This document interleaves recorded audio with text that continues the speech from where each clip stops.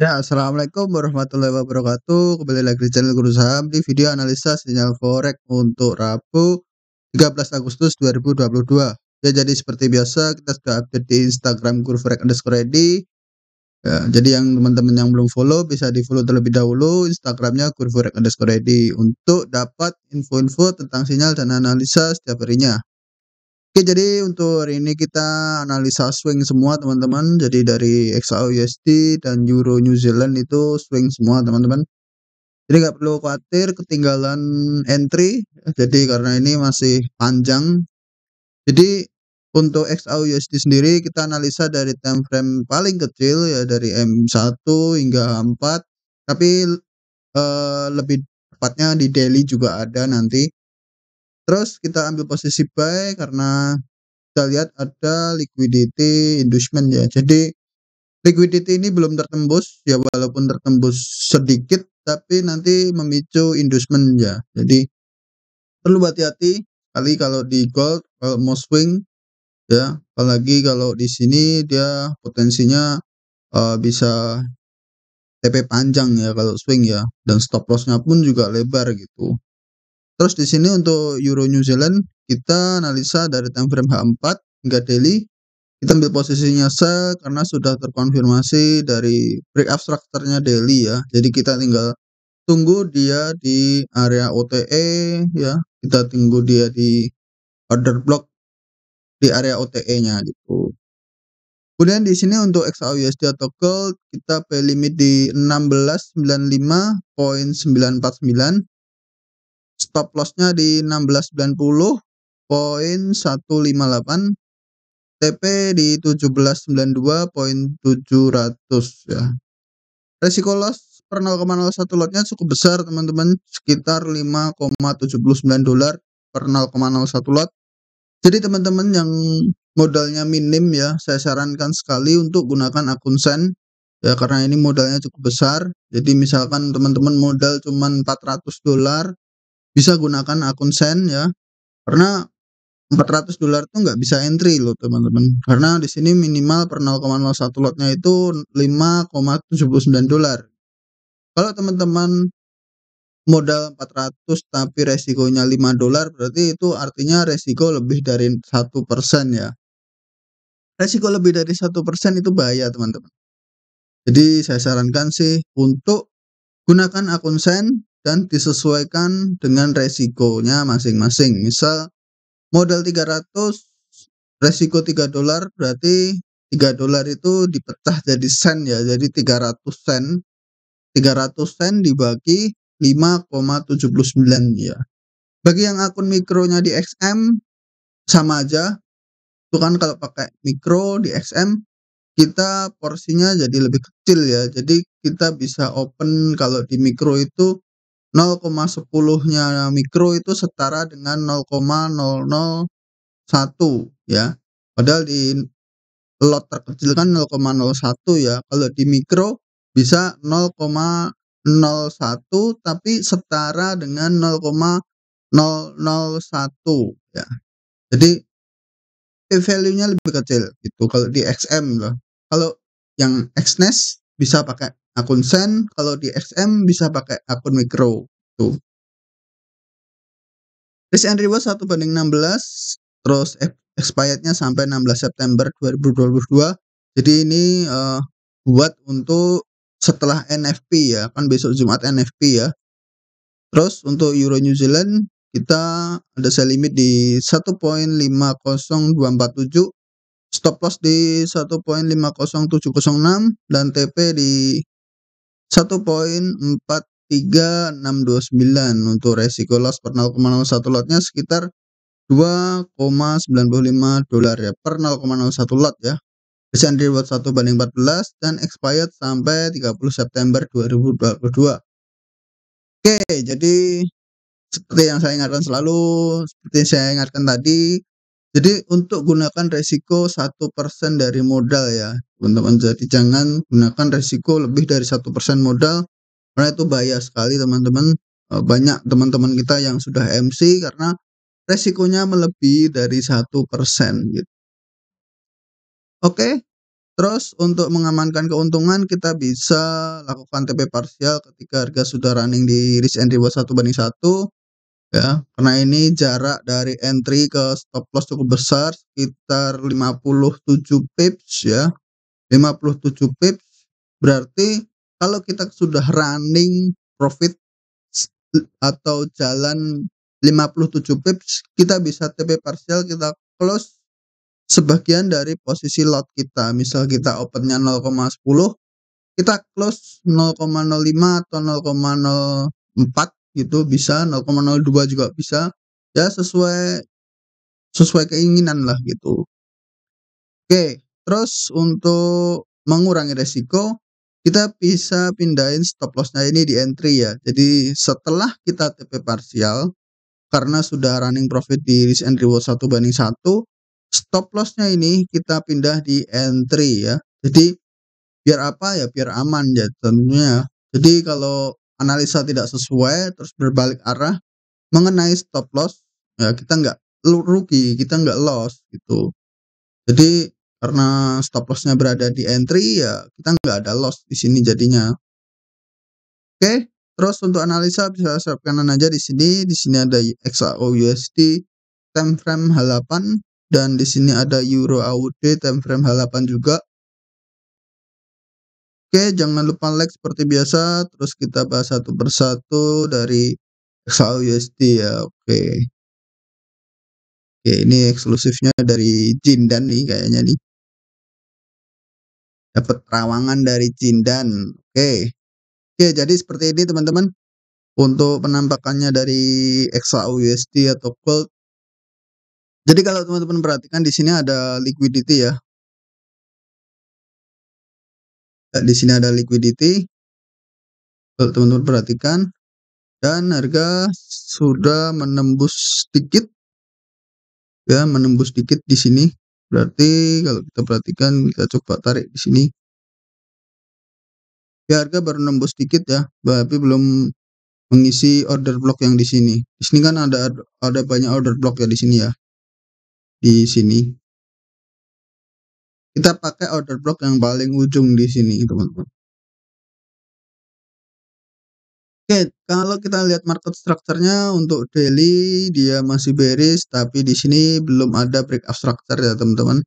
Beda dengan ini tanggal berapa ini? Yang low di sini 21 Juli 2022. Terus kita lihat di DXY 1 Juli ya tadi ya.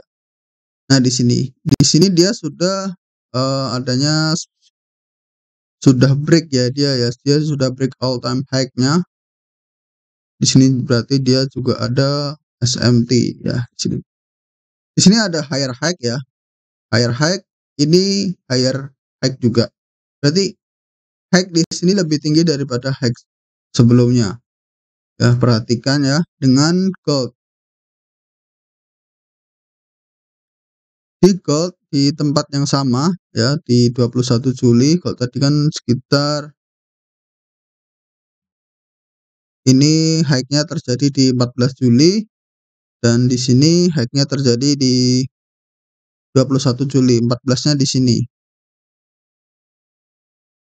Oke, berarti dia kalau di DXY dia sudah membuat higher high, tapi kalau di gold dia belum membuat lower low. Berarti di sini ada SMT ya, SMT divergent ya. Jadi di sini kelihatan sekali SMT divergentnya. Berarti bisa dikatakan potensinya itu lebih besar untuk buy ya daripada sell ya. Karena kalau kita perhatikan kecuali kalau korelasinya itu benar ya. Misalkan kalau di DXY udah higher high, kemudian di XAUUSD ada lower low di sini. Oh berarti dia di DXY melanjutkan kenaikan, di dolar, di gold dia melanjutkan penurunan. Nah, tapi kalau di sini perbedaannya di DXY itu dia sudah membuat higher high ya. Kalau dia sudah ada higher high berarti uh, higher low-nya yang berlaku juga naik. Nah, di sini. Ups. Berarti higher low-nya yang dipakai di sini. Ya. Bukan yang di sini lagi gitu. Nah, kalau DXY tembus di sini, berarti dia akan melanjutkan penurunan ya, karena sudah ada quotes. Oke. Terus kalau di sini, kalau di gold, dia tanpa perlu tembus higher, lower high di sini, dia sudah ada konfirmasi dari DXY tadi gitu.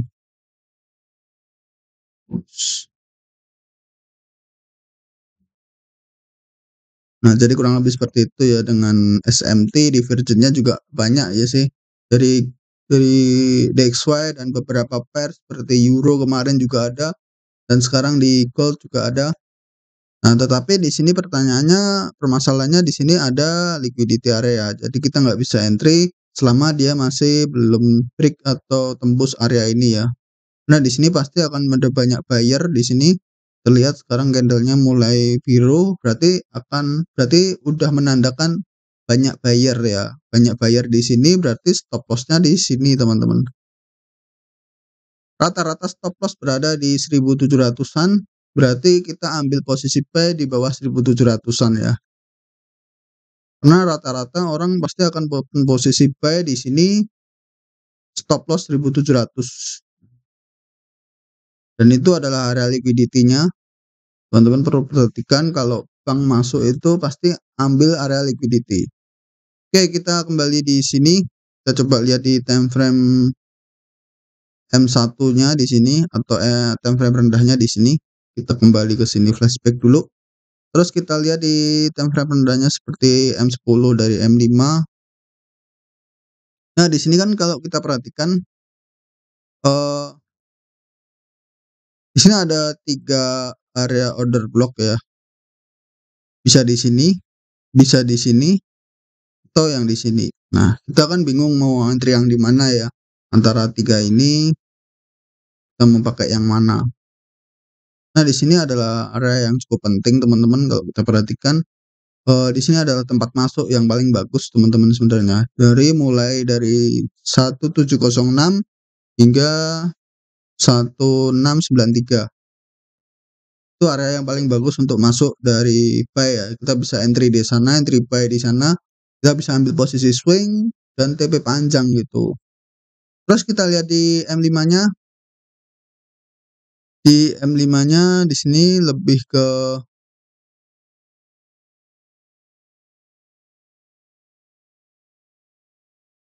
ke liquidity juga ya di sini ya. Nah, saya kan agak takut ya kalau mau entry kalau ada liquidity seperti ini. Jadi sebaiknya saya cari di sini saja ya. Saya pakai yang di sini saja. Jadi candle pin bar, candle hammer di sini yang kita pakai untuk kita entry. Terus kita pindah ke M1. Di M1-nya kita pakai 1 kali ukuran candle aja, teman-teman, karena ini 1 kali candle ukuran M1 itu cukup lebar sekali. Jadi jaraknya sekitar ini dari 98 hingga 93 ya, itu 1 menit ya, teman-teman ya. Candle M1 itu bisa sampai 50 pips sendiri seperti ini. Jadi saya pakainya yang di candle M1 saja, terus entry di tengah-tengah candle atau mid candle ya, atau middle candle ya di sini ya. Saya entry di tengah-tengah candle. Jadi range antara buy dan stop loss ukurannya sama 1 kali candle, terus kita entry-nya di setengah kali candle gitu. Oke. Kita kembali ke tempat kita. Oke.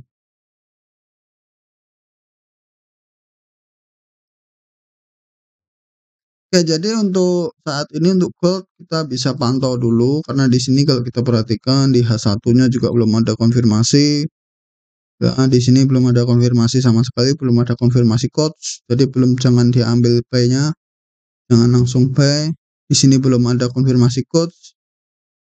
Lihat di sini lower low, di sini bukan lower low. Berarti ini belum bisa dijadikan quotes. M15 ya, M15 belum jadi quotes ya, karena di sini lower low internal structure ya di sini ya. Jadi di sini jadi lower high-nya tuh di sini. Mungkin jadi lower high-nya belum kebentuk ya, karena di sini dia tidak ada lower low. Kalau dia ada lower low seperti ini terus dia break seperti ini, nah ini jadi coach ya. Ini jadi coach kalau ada lower low di sini ya. Tetapi kalau dia tidak ada lower low seperti ini ya, ini tidak jadi coach ya. Jadi perlu diperhatikan, hati-hati kalau main entry. Jadi ini harga sedang membuat lower high ya. Nah di sini ada FVG juga, kalau di M15 bisa jadi dia cuma nutup FVG terus kembali di sini untuk mantul ke bawah lagi gitu.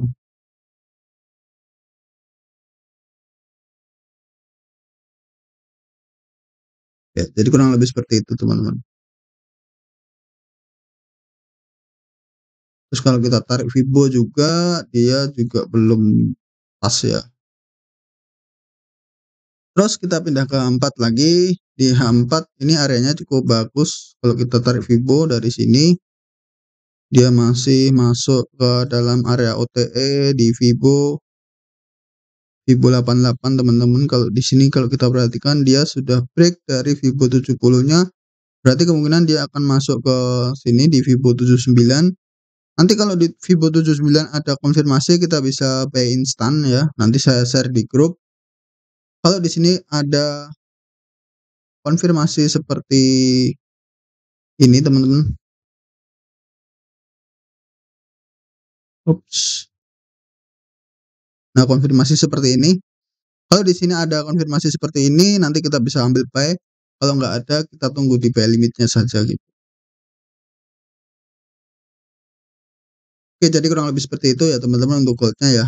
Next kita lanjut ke Euro New Zealand. Nah, di Euro New Zealand di sini tadi saya screenshot di sini ya.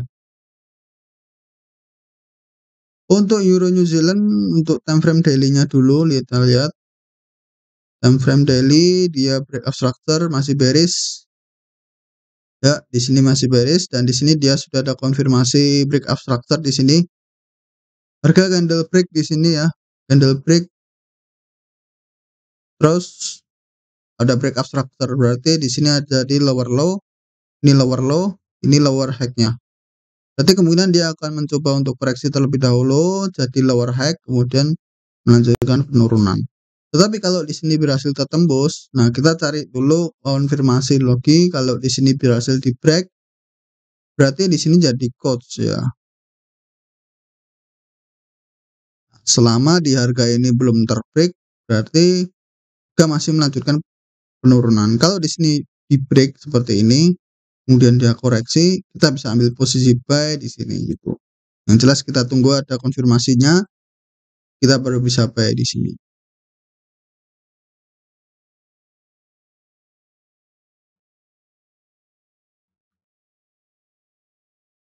Oke, terus kita lihat di time frame kecil seperti H4. Di H4 market structure-nya di sini ada swing atau swing high, swing low, swing high, swing low di sini. Lower low, lower high, lower low, lower high, lower low. Oke, di sini kalau dia berhasil break dari area liquidity di sini, kemungkinan dia akan mencoba naik sampai di sini. Di sini ada unmitigated order block. Di sini bisa jadi area liquidity yang sangat bagus ya. Ini liquidity-nya cukup bagus. Kalau kita tarik trend line, jadi ini namanya trend line liquidity. Ini jangan kita ambil untuk posisi buy. Kalau dia break jangan kita buy, karena bisa jadi dia cuman nge-swipe liquidity-nya. Jadi kita ambilnya sell. Karena dia konfirmasinya dia sudah ada masih bearish, dia belum ada konfirmasi kecuali dia seperti ini teman-teman. Dia break ya, dia break terus retest ya. Jadi dia tidak sampai ke area ini, dia nggak nyampe ke area ini ya. Dia retest masuk lagi ke sini. Terus di sini dia ada konfirmasi ya. Seperti ini baru kita bisa ambil posisi buy ya di sini. Tetapi kalau dia belum break, belum ada konfirmasi seperti ini, berarti kalau dia break di sini kan berarti di sini jadi coach ya. Jadi coach, oke. Kemudian dia retest, di sini ada konfirmasi, berarti kita bisa ambil posisi buy di sini. Tetapi kalau dia tidak retest, yang dikhawatirkan seperti itu, dia tidak retest, tetap lanjut naik terus sampai ke sini, di sini. Nah, itu yang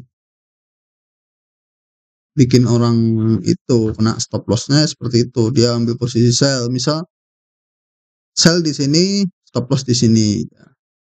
Kena sell di sini, stop loss-nya di sini. Kena lagi, sell di sini, stop loss-nya di sini. Kena lagi. Dan seterusnya sampai sini udah kena stop loss baru turun. Ya, jadi kurang lebih seperti itu ya untuk kedua analisa kita hari ini, yang semoga bermanfaat dengan video kita. Yang udah profit pertahankan, yang masih loss terus belajar. Pertahankan risk manajemennya karena itu adalah kunci untuk profit konsisten jangka panjang ya. So, jadi selalu pertahankan resiko maksimal 1% dari modal ya. Yang jelas seperti itu. Oke, mungkin sekian dulu. So, ikuti terus analisa sinyal forex di video-video selanjutnya. Jadi jangan lupa subscribe agar tidak ketinggalan update video-video selanjutnya. Yang punya pendapat lain bisa tulis di kolom komentar. Jangan lupa like, share, and subscribe ya. Oke. Wassalamualaikum warahmatullahi wabarakatuh.